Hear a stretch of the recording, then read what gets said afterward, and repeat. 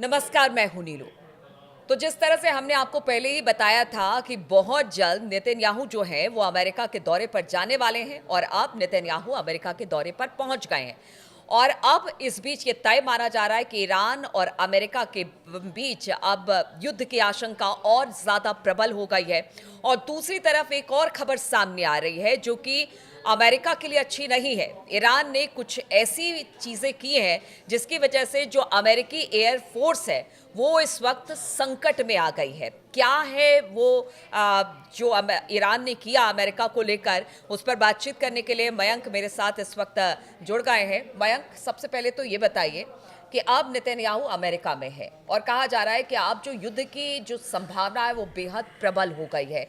ऐसे में अब किस तरह से पूरी प्लानिंग इन दोनों देशों के बीच में होगी? और दूसरी बात जो मैंने कही अभी कि ईरान ने कुछ ऐसा किया जिससे कि अमेरिका एयरफोर्स के माथे पर चिंता की लकीरें खिंच गई। देखिए, पहले दिन से हम कह रहे हैं कि ईरान और अमेरिका के बीच युद्ध तय है। बात नंबर एक।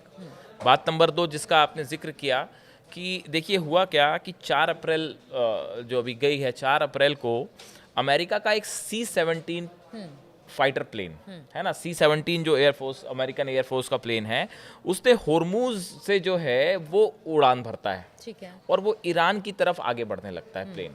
देखिए, ये अमेरिका की एक टैक्टिक्स भी हो सकती है, प्रेशर करने के लिए ईरान के ऊपर कि देखिए हम आपके आसपास ही हैं और आप पे हमला कर देंगे।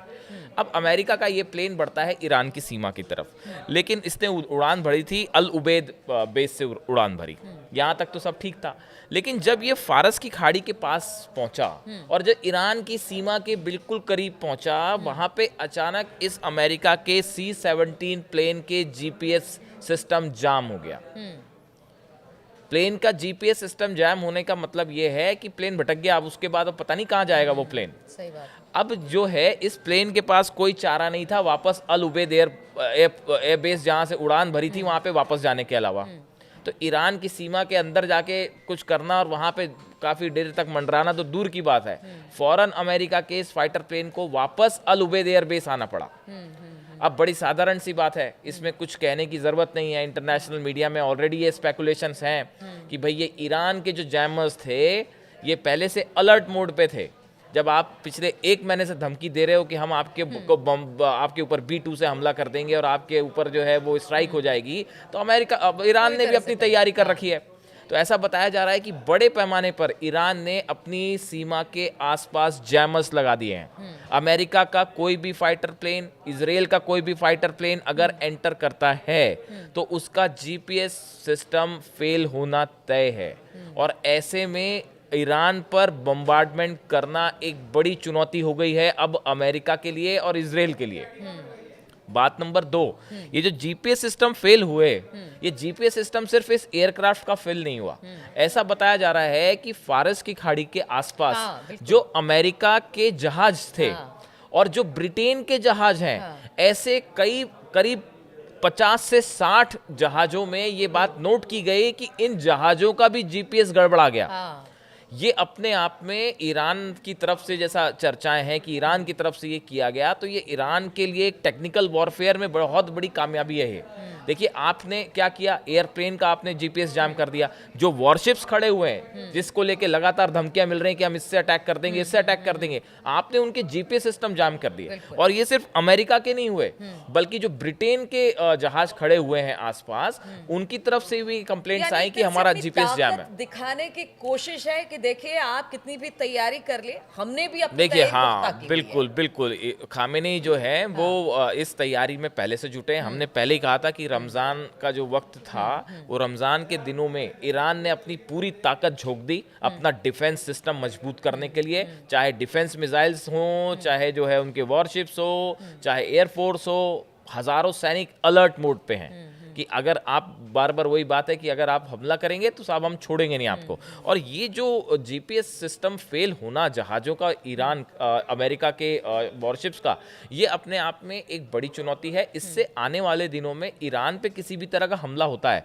और अगर बड़े पैमाने पे ईरान इस तरह का कुछ कर देता है तो हमला करना बहुत मुश्किल हो जाएगा।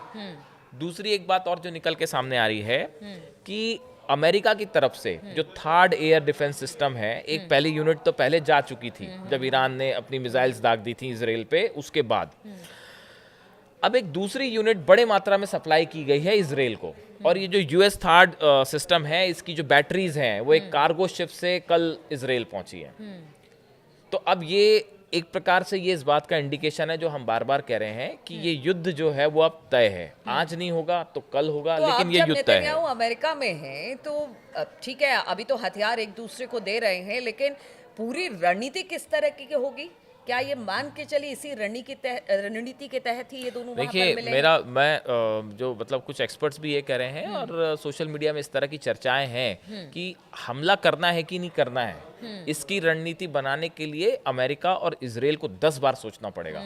खामेनी ने जो कुछ किया पिछले, ईरान ने जो अपनी ताकत दिखाई है पिछले 1 महीने के अंदर, और रूस जिस तरह से साथ खड़ा हुआ है और जिस तरह से उन्होंने अपनी पूरी मिसाइल्स एक्टिव मोड में कर दी हैं, इससे ये तो तय है कि यहाँ पे कुछ मतलब ऐसा नहीं होगा कि आपने एक मिसाइल मार दी ईरान के ऊपर और ईरान शांत बैठ जाएगा या मामला खत्म हो जाएगा, ऐसा नहीं होगा। शुरू की तो फिर आपके परिणाम एक बार हाँ, तो आप फिर हर चीज के लिए तैयार रहिए। आपने ईरान पे अगर किसी भी तरह का हमला किया तो फिर ये एक मिडिल ईस्ट में बड़ा वॉर है और जो लंबा चलेगा, और ईरान अपनी तरफ से पूरी तरह से इसके लिए तैयार है। अब ये जो थर्ड मिसाइल सिस्टम गए हैं, इस तरह के तो सिस्टम देखो, आयरन डोम अमेरिका इजराइल के पास पहले से था, लेकिन क्या वो रोक पाया ईरान की 180 जो बैलिस्टिक मिसाइल्स जब गिरी?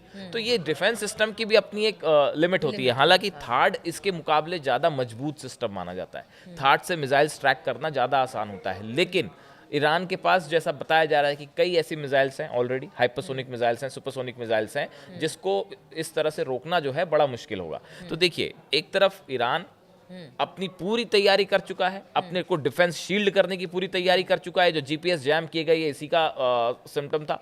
और देखिए, इसी तरह से अमेरिका और इजराइल भी धीरे धीरे एक वॉर की तरफ मामला आगे बढ़ रहा है। अब अमेरिका के दौरे पे है नेतन्याहू, वहां क्या तय होता है ये अगले 24 घंटे में सामने आ जाएगा। उसके बाद ये बात सामने आएगी कि ईरान को लेकर क्या अगला युद्ध होने वाला है या बातचीत से बात आगे बढ़ाने की कोशिश होगी। बिल्कुल, और लगातार हम ये बात कहते रहे हैं कि क्या जो मिडिल ईस्ट का ये युद्ध है या जो तनाव है वो बातचीत से सुलझेगा या फिर युद्ध की संभावना जो बनती हुई दिखाई दे रही है वो आगे बढ़ेगी।